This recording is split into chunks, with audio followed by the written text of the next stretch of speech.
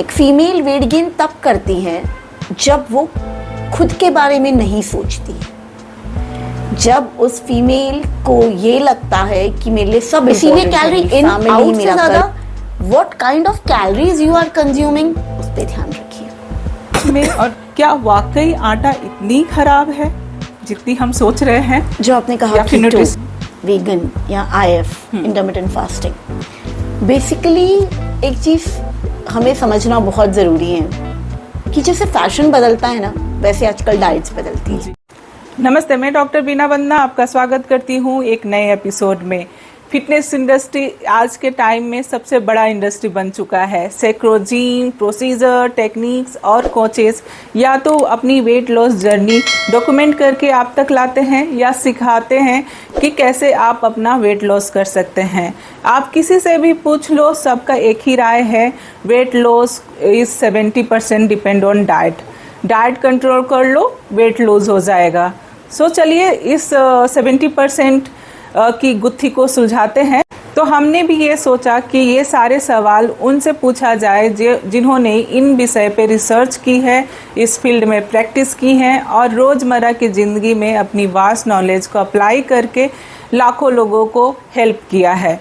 तो हमारे पिछले डिस्कशन को जो कि एक न्यूट्रिशन पे था, आज उसी को आगे बढ़ाते हुए हमारे साथ वापस जुड़ी हैं डॉक्टर रेखा, जिनका हम पहले धन्यवाद करते हैं उनके टाइम के लिए।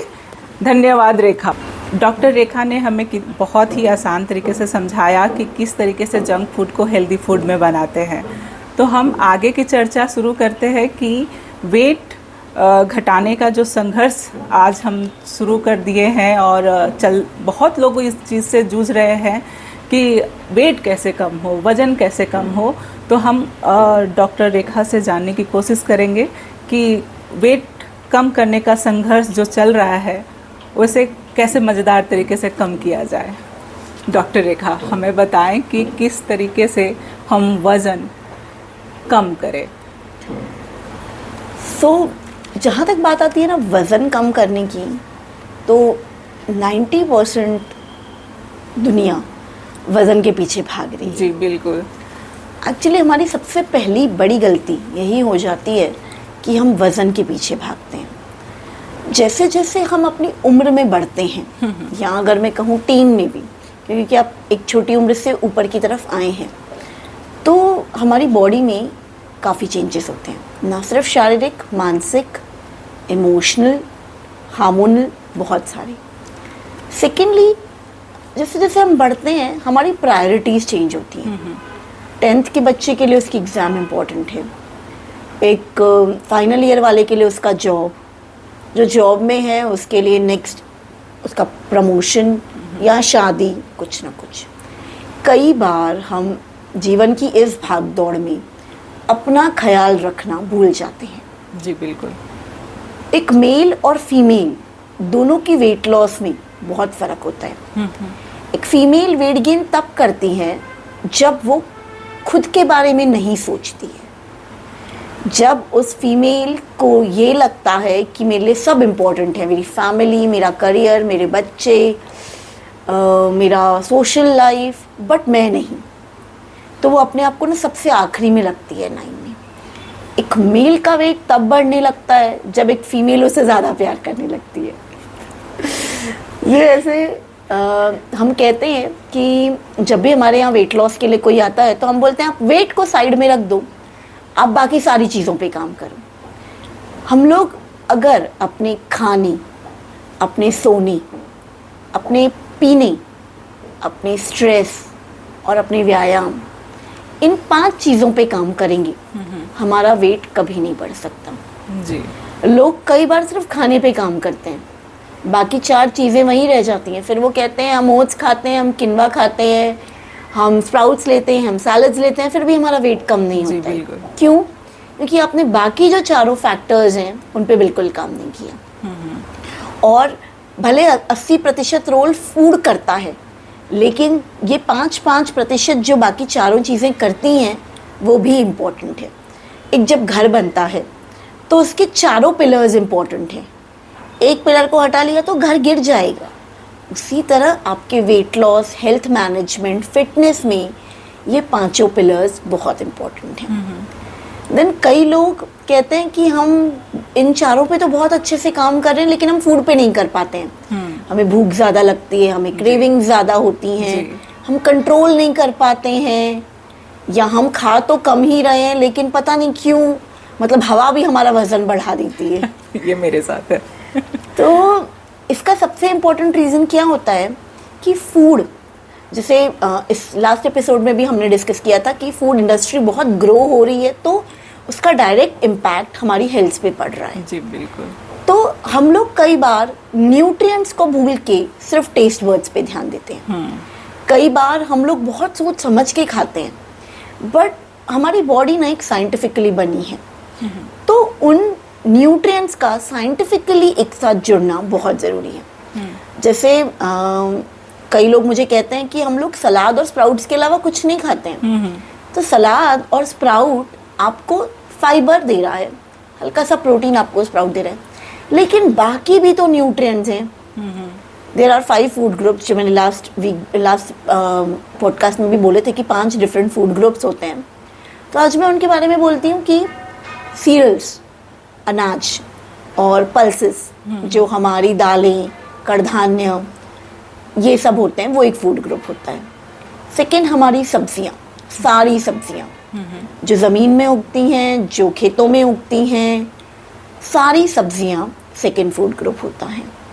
और फ्रूट्स, सारे फ्रूट, कोई भी फ्रूट, आम, केला, संतरा, सेब, जो भी फ्रूट पकड़ो। देन फिर एक फूड ग्रुप आता है मिल्क एंड मिल्क प्रोडक्ट्स, जिसमें दूध, दही, पनीर, छाछ सब आ जाता है।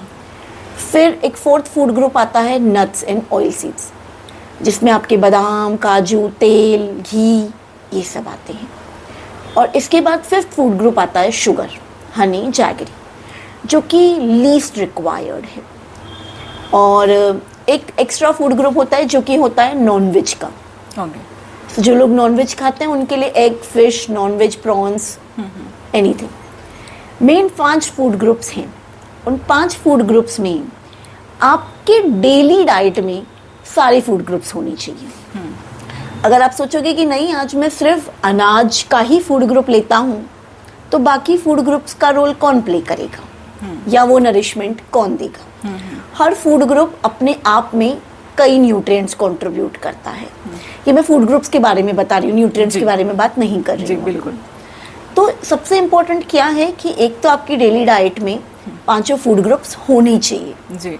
कई लोग होते हैं जिनकी डाइट मैंने देखी है रोटी सब्जी, तो वो दालें, दही, दूध, ये फूड ग्रुप्स छूट जाते हैं उनके, क्योंकि टाइम नहीं रहता है।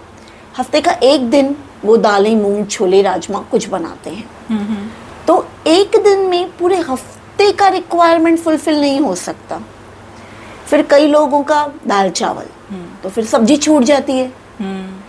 कई लोग फ्रूट खाते ही नहीं है, टाइम नहीं है कि जाके लेकर आए, घर आ भी गया तो टाइम नहीं है कि हम काटें और खाएं। जी। हम इतने बिजी हो गए हैं कि हमारे पास खाने का भी टाइम नहीं है, कैसे चलेगा? हाँ। कई लोग दूध, दही, डेयरी को बहुत बड़ा विलन मानते हैं। जी। इस पर हम एक अलग से ही चर्चा करेंगे। बिल्कुल, वेगन एंड बट ये सच नहीं है। तो वो फूड ग्रुप भी आपके लिए इम्पोर्टेंट है। इस तरह आप कई फूड ग्रुप जब छोड़ देते हो, ऑटोमेटिकली आपकी बॉडी में न्यूट्रिएंट्स डीरेंज हो जाते हैं। जी।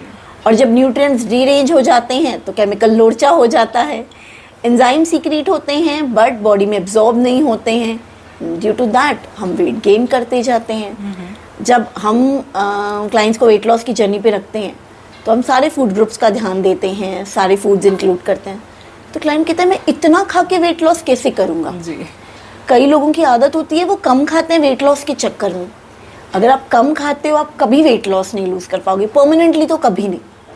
क्यों? क्योंकि अगर आप कम खाओगे तो बॉडी को न्यूट्रिएंट्स नहीं मिलेंगे अगेन। आपके न्यूट्रिएंट्स बंधे ही फूड से होते हैं। अगर आप न्यूट्रिएंट्स ही नहीं लोगे तो ऑटोमेटिकली आप डिफिशिएंट होते जाओगे और वेट गेन करते जाओगे। इसीलिए एक ही चीज़ मैं बोलूँगी, प्लीज़ खाइए, अच्छे से खाइए और 5 फूड ग्रुप्स अपने डेली डाइट में रखिए। अगर वज़न घटाना कैलोरी इन और कैलोरी आउट का अगर खेल है तो बहुत लोग कम खा के भी हेल्दी रहते हैं और बहुत लोग ज़्यादा खा के भी उनकी वज़न नहीं बढ़ती है। मतलब लोग एक नॉर्मल खाना खाते हैं, वो हेल्दी हैं तो समझ में आता है देख के कि हाँ चलो तुम नॉर्मल खाते हो ठीक है। लेकिन जो लोग कम भी खा रहे हैं और जो लोग बहुत ज़्यादा खा रहे हैं, मतलब बहुत ज़्यादा खाते हैं, उनके बॉडी में लगता ही नहीं है। जैसे लोग बोलते हैं कि तुम इतना खाते हो लगता क्यों नहीं है, तुम मोटे क्यों नहीं होते हो, तो उनका ये सब चक्कर क्या है? सबसे पहली जो चीज़ आपने आखिरी में जो आपने चीज़ कही, मैं पहले वो समझाती हूँ कि काफ़ी ज़्यादा खाते हो फिर भी लगता नहीं है शरीर को। हाँ। तो ये सब जुड़ा होता है हमारी मेटाबॉलिज्म से। हाँ। अगर मैं सिंपल बोलूँ, मेटाबॉलिज्म सिंपल शब्दों में समझाऊँ तो हमारी पाचन क्रिया, जो भी हम खा रहे हैं शरीर उसको कितना एब्जॉर्ब करता है और उसी हिसाब से वो हमें हेल्प करता है weight gain, weight loss, healthy रहने के लिए। तो कई लोगों की पाचन क्रिया बहुत अच्छी होती है। हमारे जैसे आपने कभी सुना भी होगा कि हमारी पेट की अग्नि, तो कई लोगों की वो हाई क्यों होती है? क्योंकि एक तो उनकी बचपन से न्यूट्रिशन वैसी रहती है, सेकेंडली सारी बॉडीज की कंपोजिशन अलग है, उनकी लाइफस्टाइल वैसी रहती है। आप देखोगे भले कई लोग सिटिंग जॉब में हैं लेकिन वो दिमाग बहुत चलाते हैं, फटाफट फटाफट फटाफट फटाफट फटाफट करते हैं। वो लोग मोटे कई बार नहीं हो पाते। क्यों? क्योंकि वो बहुत, उनकी बॉडी बहुत जल्दी जल्दी हीट जनरेट करती है। तो जो भी फूड जा रहा है उसको बॉडी जल्दी यूटिलाइज कर देती है और जो भी फिल्ट्रेशंस करने हैं करके बॉडी क्लीन अप कर लेती है। कई लोगों की पेट अग्नि अगेन वो बहुत स्लो होती है, कितना भी खाएं नहीं भी खाएं तो भी वजन जाता ही नहीं है। क्यों?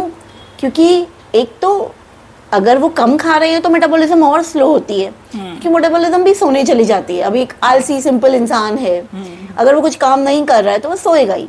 आप अपनी मेटाबॉलिज्म को काम पे लगा ही नहीं रहे हो क्योंकि खाने के लिए कुछ दे ही नहीं रहे हो।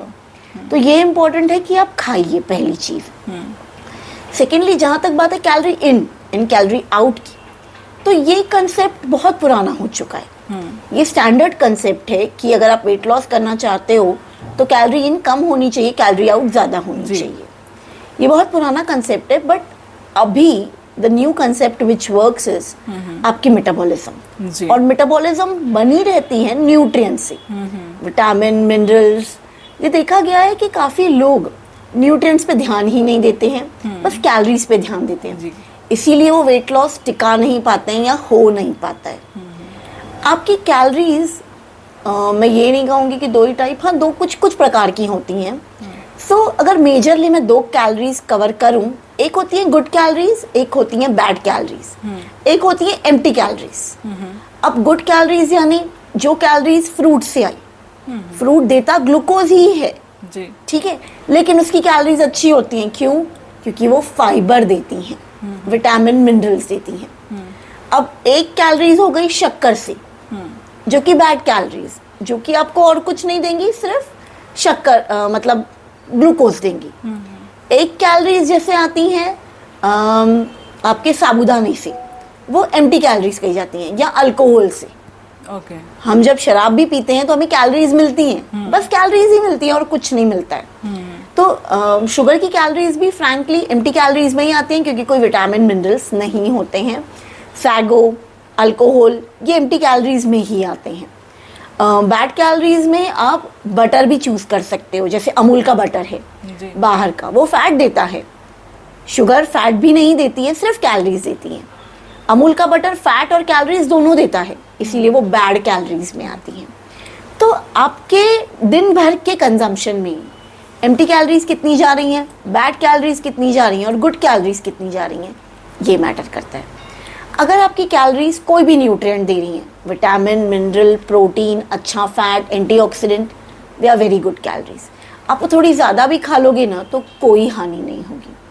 लेकिन अगर आपने एम्प्टी कैलोरीज या बैड कैलोरीज थोड़ी भी ज़्यादा ले ली तो आपका वजन तुरंत ऊपर चला जाएगा। आप लोगों ने ऑब्जर्व भी किया होगा, जिस दिन बाहर खा रहे हैं या पार्टी के लिए गए, अल्कोहल कंजम्पशन कर लिया या उपवास है और साबूदाना खाया, अगले दिन वजन तुरंत बढ़ जाता है जी। तो आपकी कैलोरीज की चॉइस बहुत मैटर करती है, इसीलिए कैलोरी इन आउट से ज़्यादा what kind of calories you are consuming, उस पर ध्यान रखिए। और जैसे कि स्ट्रेस में भी अगर हम देखें तो बहुत ज़्यादा भूख लगता है। अगर मैं अपनी बात करूँ तो मैं जब भी स्ट्रेस में जाती हूँ मुझे भूख बहुत लगती है और मुझे सामने जो दिखता है मैं खाना चाहती हूँ कि बस मुझे खाना है। और उसके कारण ना मैं बहुत चीज़ें ऐसी खा लेती हूँ जो मुझे नहीं खाना है। और मैं जानती हूँ ये चीज़ नहीं अच्छी है पर मैं खा लेती हूँ, लेकिन स्ट्रेस में बहुत चीज़ें आती है कि तो ये दो कंडीशन में होता है। पहली कंडीशन होती है कई लोग ऑलरेडी वेट लॉस के चक्कर में या बाकी कई रीज़नों के कारण अपने मील स्किप करते हैं। हाँ। जब वो स्ट्रेस में आते हैं ना तो ऑटोमेटिकली भूख भी स्ट्रेस क्रिएट करती है, और बाकी ऑफिशियल या पर्सनल प्रोफेशनल जो भी स्ट्रेस उसके साथ जुड़ा हम टूट पड़ते हैं। बिस्किट हो, चिप्स हो, शक्कर पड़ी है, गुड़ पड़ा है, जो भी पड़ा है, बर्गर पड़ा है, जो भी पड़ा है खा लो। सेकेंड, हमारा पेट भरा हुआ है और हमें स्ट्रेस भी हुआ तो भी कई बार हमें भूख नहीं लगती है अगर हमने खाया हुआ अच्छा है। सेकेंडली, स्ट्रेस में आपके कई हार्मोन्स रिलीज होते हैं। सो देयर इज ग्रेलिन और लेप्टिन, हम कहते हैं these are hormones which are hunger hormones. जब आप स्ट्रेस में जाते हो तो ये हार्मोन्स तुरंत रिलीज होते हैं और आपके ब्रेन को सिग्नल मिलने लगता है मुझे भूख लगी है, मुझे कुछ चाहिए। जी। तो सबसे इम्पोर्टेंट, इसीलिए मैंने आपको पहले भी कहा कि स्ट्रेस, एक्सरसाइज, स्लीप, वाटर और फूड, पांचों इम्पोर्टेंट हैं। तो सबसे इम्पोर्टेंट क्या रहता है, पहले तो अपने स्ट्रेस को कंट्रोल करिए, कम करिए। हम सिंपल ट्रिक्स क्लाइंट्स को बोलते हैं, बहुत पुरानी ट्रिप्स हैं लेकिन वर्क करती हैं ये ट्रिक्स, कि आप उल्टी गिनती करो, 5 मिनट शांति से बैठो, आप पहले कुछ लिखो, 1 गिलास पानी पी लो, 1 गिलास बटर मिल्क पी लो, ठंडा नींबू पानी पी लो क्योंकि वो हेल्दी है, कोकोनट वाटर ले लो, बर्फ़ का एक टुकड़ा लेके आप अपने मुंह में डालो, तब तो ठंडे हो जाओगे। Then if you still feel hungry तो कुछ अच्छा सा खाना है अगर आपको, तो जैसे कि आपने फ्रूट सैलेड ले लिया क्योंकि वो मीठा है, सेटिस्फेक्शन देगा। दही का एक बोल खा लिया क्योंकि दही प्रोबायोटिक है तो आपकी गट को भी हेल्प करेगी, हानि भी नहीं करेगी और वेट भी नहीं बढ़ने देगी। तो ये कुछ टिप्स हम यूजुअली अपने क्लाइंट्स के साथ शेयर करते हैं। जो गट हेल्थ की बात की आप, तो उसमें बहुत सारे अभी चीज़ें देख रहे हैं और न्यूज़ में या फिर ऐसे भी बातें हो रही हैं कि ग्लूटेन फ्री फूड, तो वो रागी अभी इम्पोर्टेंट तो है ही, लेकिन पहले के टाइम में आटा बहुत इम्पोर्टेंट था। हर घर में एक आटा ही होती थी जो हमें रोटी चपाती के रूप में दी जाती थी, लेकिन आज के टाइम में आटा को कट किया जा रहा है और रागी को या फिर ज्वार को ग्लूटेन फ्री जो फ्लावर होते उनको प्रमोट किया जा रहा है। तो इन सब बीच में क्या वाकई आटा इतनी ख़राब है जितनी हम सोच रहे हैं या फिर न्यूट्रिशियस है? तो हम इंडियंस ना एक्चुअली सॉरी बट हम कई बार ना बहुत इंटेलिजेंट होकर भी अपना कॉमन सेंस यूज़ नहीं करते हैं। हमारे पेरेंट्स 50 सालों से ग्लूटेन खा रहे हैं, हेल्दी रहे हैं, तो ग्लूटेन या वीट में कोई प्रॉब्लम नहीं है। बट हाँ, आजकल जो वीट केमिकली प्रोड्यूस्ड होता है या वीट की जो कंपोजिशन है वो हाइब्रिड चेंज हो गई है, वो कई बार दिक्कत देता है, लेकिन 90% लोगों को नहीं, सिर्फ 10% लोगों को। ग्लूटेन सेंसिटिविटी हार्डली दुनिया में 1% लोगों को होती है, जिसे हम कार्बोहाइड्रेट एरर्स ऑफ मेटाबॉलिज्म, एक डिजीज़ हमने अपनी ग्रेजुएशन और मास्टर्स के टाइम पढ़ा हुआ है, और वो सिर्फ 1% दुनिया में लोगों को होता है, बहुत ज़्यादाओं को नहीं। अंग्रेज़ों को या विदेश में वो क्यों कॉमन होता है? क्योंकि वहाँ वीट उगता ही नहीं है, तो उनकी बॉडी की कंपोजिशन, उनकी जेनेटिक एनवायरमेंटल कंडीशन वैसी नहीं बनी है जैसी हमारी बनी है, तो हमें वो प्रॉब्लमेटिक नहीं होता है। ग्लूटेन या लैक्टोज भी एक टाइप ऑफ प्रोटीन होता है, उससे कोई हार्म नहीं होता है। सेकेंडली, अगर आप देखोगे कि आप कह रहे हो रागी या वीट, इन सब में ग्लूटेन होता है, ये हमारे स्टेपल फूड हैं और इन्हीं खाने से हमें कोई पेट की बीमारी, वज़न बढ़ना फ्रैंकली नहीं होता है। कई लोग होते हैं ग्लूटेन छोड़ के बैठते हैं, स्टिल वेट लॉस नहीं करते हैं क्योंकि इट डजंट वर्क। अब कई लोग गेहूं से भाकरी पे शिफ्ट होते हैं, तो भाकरी में भी ग्लूटेन होता है, ज्वारी में भी, बाजरे में भी, और नाचनी में भी। तो ग्लूटेन, हाँ, उनकी मात्रा उसमें कम होती है, वीट में ज़्यादा होती है, लेकिन होती है। तो अंडरस्टैंड, आपको ग्लूटेन छोड़ने की ज़रूरत नहीं है। आपको जो ये इन्फ्लुएंसर्स या जो कि वेस्टर्न कल्चर फॉलो कर रहा है, वो कितना आप पे एप्लीकेबल है, ये समझने की ज़रूरत है। आपकी जेनेटिक कंपोजिशन, आपको सचमुच कोई डिजीज़ है या नहीं, आपकी इन्वायरमेंटल, आप कहाँ रह रहे हो। अभी आप महाराष्ट्र में रहकर साउथ इंडिया का फूड भी खा सकते हो, क्योंकि कल्चरल ईज़ हो गई है, अवेलेबिलिटी है। हाँ, लेकिन जैसे वहाँ टेम्परेचर्स गर्म रहते थे तो फर्मेंट जल्दी हो जाता था, यहाँ फर्मेंट होने में थोड़ा टाइम लगता है। तो कंपैरेटिवली ये ध्यान रखिए कि आप किस रीजन में रह रहे हो, वहाँ का लोकल रीजनल प्रेफर करो, और ग्लूटेन से कुछ इतना डरने की ज़रूरत आपको बिल्कुल भी नहीं है।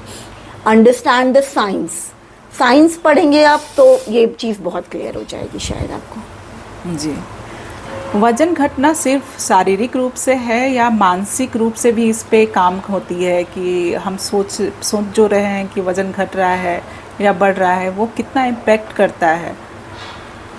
एक्चुअली जब कोई भी इंसान वेट लॉस के लिए वर्क करना शुरू करता है, उसकी पर्सनालिटी उसमें सबसे ज़्यादा इम्पोर्टेंट रोल प्ले करती है।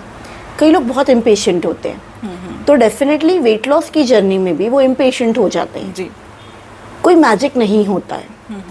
कई लोग बहुत कूल होते हैं अपनी पर्सनल लाइफ में भी, तो वो वेट लॉस में भी उतना ही धीमे धीमे चलना प्रेफर करते हैं। आपका स्ट्रेस, जैसे मैंने शुरू में भी कहा, इमोशनली, साइकोलॉजिकली, फिजिकली, मेंटली, सारे ही टाइप ऑफ ग्रोथ या वेट या हेल्थ अफेक्ट होती है। तो इम्पॉर्टेंट क्या है कि आप अगर बहुत हाइपर हो जाते हैं वेट लॉस की जर्नी में, स्पेशली कि अरे मेरा वेट नहीं जा रहा है, मेरी केजीज मूव नहीं कर रहे हैं, तो वो आपको और ऑब्स्ट्रक्ट करता है, डिमोटिवेट तो करता ही है, आपको मेंटली और ऑब्स्ट्रक्ट करता है कि आप जो शायद फॉलो कर रहे थे, आप अपने अच्छे रूटीन से भी डाइवर्ट हो जाएं या इम्पेशेंट हो जाएं। देन फिर वो स्ट्रेस रिलीज करता है, फिर हार्मोन्स डिस्टर्ब होते हैं या आपके हार्मोन्स सीक्रेट होते हैं। सेकेंडली, अगर जैसे आप कामली चल रहे हैं तो कई बार वो आपको ज़्यादा केजीज करता है। ठीक है, केजीज नहीं गया बट पॉजिटिव होने का मौका मिलता है आपको, इंचेस जा रहे हैं, बाकी के जो प्रोग्रेसेस हैं वो आप देख पाते हैं। जी, तो इम्पोर्टेंट क्या होता है कि ओवरऑल हेल्थ जर्नी की प्रोग्रेस, सिर्फ मशीन या वेट की नहीं, बट आपकी हेल्थ जर्नी की प्रोग्रेस, आपकी मेडिकल कंडीशंस में इम्प्रूवमेंट, आपके स्टेमिना, एनर्जी, लेथार्जी, इन चीज़ में जाना, डेफिनेटली आप फिटनेस की तरफ कितना और आगे आए हैं, वो सारी चीज़ें। बिकॉज वेट लॉस एक दिन, एक हफ्ते, एक महीने की जर्नी नहीं होती है। इट्स अ जर्नी वेयर आप वेट पे अच्छे वेट, आइडियल वेट पे पहुंच भी गए, बट स्टिल आपको आगे वो कंटिन्यू करने के लिए हैबिट्स फॉर्मेशन बहुत ज़रूरी है। जी, इसीलिए हम कई बार कहते हैं कि आप वेट लॉस पे ध्यान ही मत दो, आप ये ध्यान दो कि आपको वो आदत कितनी लगी है। अब अगर मैं सिंपल कहूँ, पानी पीने की आदत कई लोगों में नहीं होती है। नहीं होती। पहले आप ये देखो कि अगर आप हमारे साथ 2 महीने हो तो वो आपकी पानी पीने की आदत इंप्रूव हुई है क्या? अगर नहीं हुई है तो आप वहीं पे खड़े हो जहाँ पे आप थे। और अगर हाँ, पहले आप 1 लीटर लेते थे, अभी 2.5 लीटर पे आ गए हो, मतलब यू हैव इम्प्रूव्ड। सो आदत लगना या habit formation is more important. Diet की अगर बात करें तो कीटो, वीगन, IF डाइट अभी बहुत चल रही है, तो उसको मेंटेन करना, और किसी में एक चीज़ वर्क करता है, दूसरे में नहीं करता है, तो हम उसको कैसे समझें कि मुझे कैसे हेल्प करेगा कौन सी चीज़? क्योंकि अभी हम सुनते हैं कि ये भी है, ये भी है, ये भी, हम अगर सुन के जंप करते रहे तो वो कैसे हमें नुकसान देगा और क्या सही होगा, और कैसे हम समझें कि ये चीज़ आपके लिए सही है?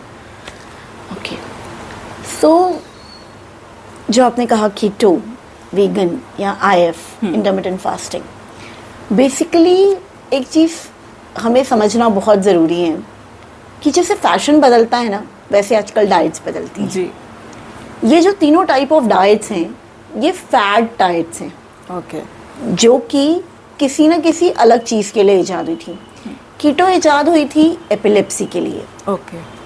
सो 90s में किसी बंदे ने, आई गेस 90s नहीं 70s में या 40s में या 50s में किसी इंसान ने अपने बच्चे को, जिसको सिजर्स आते थे, एपिलेप्सी होती थी, कीटो इन्वेंट की थी जी। कीटो एक फैट टाइप ऑफ डाइट होती है जिसमें फैट की मात्रा ज़्यादा होती है और वो दी जाती है ताकि आपके ब्रेन की जो वो बीमारी जो एपिलेप्सी में कह रही हूँ वो सिजर्स ना आए। अब वो वेट लॉस के लिए भी यूज़ होने लगी। किसी ने ट्राई की, रिजल्ट आया तो उसने नेट पे डाल दिया और फिर लोग और ज़्यादा मोटिवेट होने लगे। 2 से 4 वो एक भीड़ चाल होती है ना, बस वही चलती है। देन अगर मैं बात करूं वेगन की भी, तो उसके साथ भी यही है कि किसी ने दूध दही बंद किया, मे बी लैक्टोज इंटॉलरेंस होंगे, नहीं होंगे, पसंद नहीं होगा, वॉट एवर रीज़न, और उनसे उनका वज़न थोड़ा कम हो गया होगा, फिर उन्हें और भेड़ चाल चलने लगी। इसी तरह IF intermittent fasting. Intermittent fasting में लोग 2 ही टाइम खाना खाते हैं और यूजुअली उनका विंडो 8 घंटे, 12 घंटे, 13 घंटे का रहता है। बीच में वो 50 कैलोरीज तक लिक्विड्स ले सकते हैं। पुणे के एक बहुत प्रसिद्ध डॉक्टर हैं, डॉक्टर दीक्षित, जिन्होंने ये डाइट स्पेशली डायबिटिक्स के लिए बनाई कि उनका इंसुलिन कंट्रोल में रहे।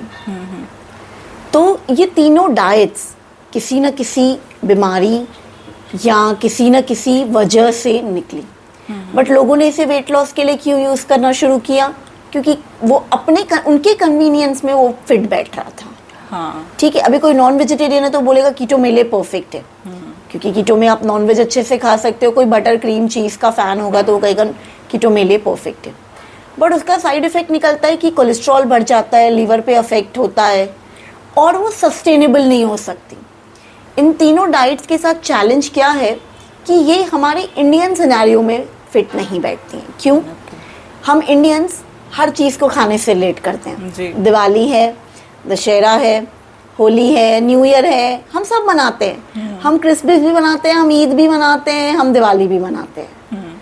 ठीक है, गणेश फेस्टिवल भी मनाते हैं। तो हम लोग हर चीज़ को, अगर कोई हमारे घर में आया तो भी हम खाना खाएंगे, हम किसी के घर गए तो भी हम खाने से सेलिब्रेट करेंगे।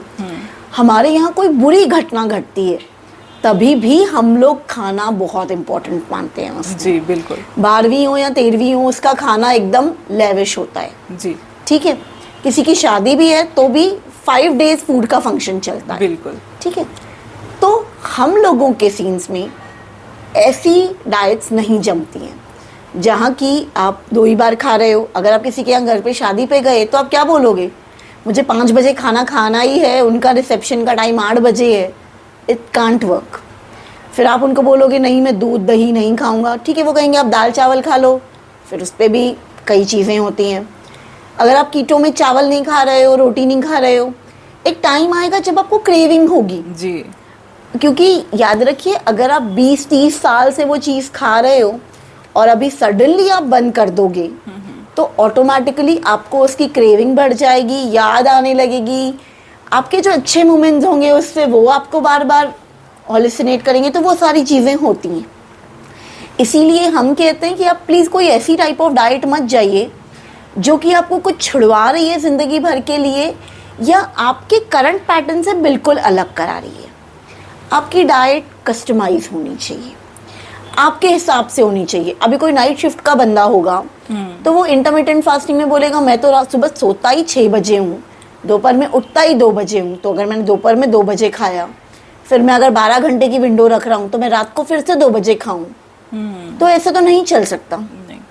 कोई कैल्शियम डिफिशिएंसी का बंदा रहेगा यानी पेन रहेंगे और वो वीगन डाइट फॉलो कर रहे हैं, तो वेजिटेरियन सोर्सेज होते हैं कैल्शियम के, बट स्टिल एनिमल सोर्सेज या मिल्क एंड मिल्क प्रोडक्ट के सोर्सेज ज़्यादा इफेक्टिव होते हैं। किसी को पेट में दिक्कत है, गट के इश्यूज हैं और वो दही खाएगा ही नहीं क्योंकि वो वीगन है, तो उसका पेट का वो प्रॉब्लम सॉल्व होगा ही नहीं। तो इसी, और कोई वेजिटेरियन है प्योर और वो कीटो करना चाहता है तो वो पनीर सोयाबीन खा खा के फ्रस्ट्रेट हो जाएगा। तो इसीलिए प्लीज़ समझिए कि ये सारी फैट डाइट्स आपके खुद के शेड्यूल, आपके खुद के लाइक्स, डिसलाइक्स, एलर्जीज से नहीं बन सकती। उसके लिए कभी भी डाइट आपकी इंडिविजुअलाइज्ड होनी चाहिए। One size can not fit all. क्या आप एक कुर्ता लाते हो और घर के 10 मेंबर सेम साइज का कुर्ता पहनते हो? नहीं। क्या आप एक ही ड्रेस खरीदते हो और सारे मेंबर्स सेम कलर की ड्रेस पहनते हो? ट्विनिंग और मैचिंग अलग बात है, बट नहीं। इसीलिए एक ही डाइट आप सबको फिट हो, नहीं, इट्स नॉट पॉसिबल। आप जैसे अपने लिए, अभी शालू, रेखा, रीटा, रोमा, हर कोई अपने लिए कपड़ा खरीदेगी, उसी तरह आपकी डाइट भी आपके हिसाब से होनी चाहिए। शालू की शालू के हिसाब से, रोमा की रोमा के हिसाब से, ऋतु की ऋतु के हिसाब से, रेखा की रेखा के हिसाब से। सो प्लीज़ मेक श्योर कि आप अपनी कस्टमाइज्ड इंडिविजुअल डाइट पे काम करें। जी, I hope this helps. Yes, बिल्कुल। अगर हम लास्ट क्वेश्चन के रूप में देखें तो हमारे दर्शकों को कुछ ऐसा एडवाइस दे कि वेट लूज और न्यूट्रिशियस फूड के बारे में, ताकि उनको हेल्पफुल हो। मैं सभी से सिर्फ एक ही रिक्वेस्ट करना चाहूँगी, व्हाट्सएप, फेसबुक, गूगल, इन चीज़ों पे अपनी हेल्थ, न्यूट्रिशन या मेडिकल रिलेटेड एडवाइसेस लेना बंद करिए। अपने डॉक्टर से मिलिए। आहार के लिए आहार विशेषज्ञ से मिलिए। क्यों? जब आप डॉक्टर से पूछते हो कि मैं ये खा सकता हूँ या नहीं खा सकता हूँ, वो तुरंत हाँ या ना बोल देंगे बस। लेकिन ये समझना, अगर हाँ तो कितना, कब, कैसे, और अगर ना तो क्यों, कब शुरू कर सकते हैं और कितना शुरू कर सकते हैं, ये समझना ज़रूरी होता है। एक न्यूट्रिशनिस्ट 3 साल ग्रेजुएशन पढ़ती है, 2 साल साइंस पढ़ती है, पहले 11th 12th, फिर 3 साल ग्रेजुएशन पढ़ती है न्यूट्रिशन में, 2 साल बाद में MSc करती है न्यूट्रिशन में, और मैंने 5 साल और PhD के दे दिए। सो एज अ 7 या 12 साल जब वो न्यूट्रिशन पढ़ती है तब वो आपको कुछ बताती है। आप जब गूगल पे खोलते हो ना, आई हैव अ PCOD, मैं क्या करूं, I want to lose weight, मैं क्या करूं, मुझे पेट में दर्द है, मैं क्या खा सकती हूँ। रिमेंबर, गूगल आपके बारे में कुछ नहीं जानता, ना height, weight, age, like, dislike, allergy, pain कितने दिनों से है, कितनी दवाई ली है, फैमिली में क्या हिस्ट्री है, स्टिल वो आपको सलाह दे देता है। उसकी सलाह कई बार आपको साइड इफ़ेक्ट देती है। फेसबुक पे आई हुई एडवाइस उस बंदे ने तब डाली जब उसने खुद के ऊपर किया रिसर्च या खुद के ऊपर अप्लाई किया, बट रिमेंबर, उसकी कंडीशंस और आपकी कंडीशंस में काफ़ी डिफरेंस हो सकता है। इसीलिए प्लीज़ ऐसी एडवाइसेस मत फॉलो कीजिए। एक क्वालिफाइड न्यूट्रिशनिस्ट चुनिए, उनकी डिग्री पूछिए, आपको हक है। जब तक वो अपनी डिग्री ना बताएं आप कंसल्ट मत कीजिए, और एक क्वालिफाइड न्यूट्रिशनिस्ट को कंसल्ट करके अपने लिए आपकी लाइफस्टाइल जैसा डाइट बनवाइए। अगर वो आपको एक पर्चा दे देती है कि लो भाई ये फॉलो कर लो, तो उससे पूछो, लेकिन मैं तो इस वक्त उठता नहीं हूँ, मैं तो इस वक्त ऑफिस में हूँ, ये मेरे लिए संभव नहीं है, वो आपके लिए कस्टमाइज हो, तभी आप फॉलो कर पाओगे लाइफ लॉन्ग। अदरवाइज आप नहीं फॉलो कर पाओगे, और फिर वो डाइट जो डर है दिमाग में वो हमेशा रहेगा।